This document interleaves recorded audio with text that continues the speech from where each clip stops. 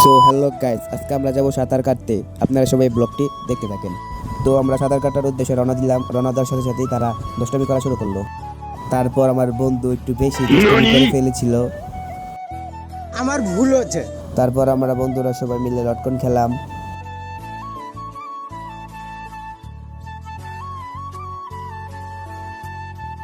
সামনে এক ছোট্ট বাচ্চা বলেছিল আমাদেরকে যাইতে দেবে না, তারপর ওই চলে গেল।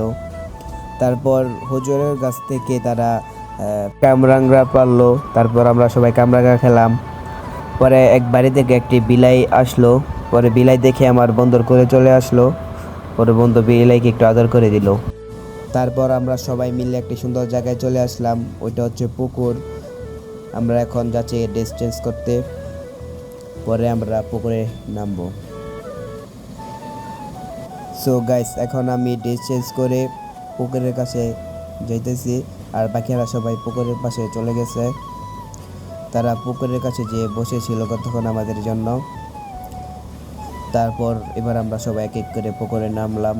আপনারা যারা গ্রামে থাকেন তারা তো অবশ্যই এরকমভাবে সাঁতার কাটেন। তারপর আমরা বন্ধুরা মিলে চ্যালেঞ্জ লাগলাম, কে আগে পুকুরের ওই পারে যাইতে পারে। তারপর মাহফুজের সাথে একটু দুষ্টামি করলাম। পরে সাঁতার কেটে অনেকটাই ক্লান্ত হয়ে গেছি, তার জন্য আমরা উপরে এসে শুয়েছিলাম কতক্ষণ। তো গাইস, এই পর্যায়ে আমরা পুকুর থেকে সবাই উঠে পড়লাম। উঠে পড়ার পর বন্ধু অনেক ক্লান্ত হয়ে গেছে, সবার ড্রেস চেঞ্জ করতেছে। তার পরিবেশটা অনেক সুন্দর ছিল। বন্ধু আবার রাগ করেছিল। সো গাইস, আজকের ব্লগটি এই পর্যন্তই শেষ। আপনারা সবাই বেশি বেশি লাইক, কমেন্ট, শেয়ার করে দেবেন। আর ভিডিওটি ভালো লাগলে সাবস্ক্রাইব করে দেবেন।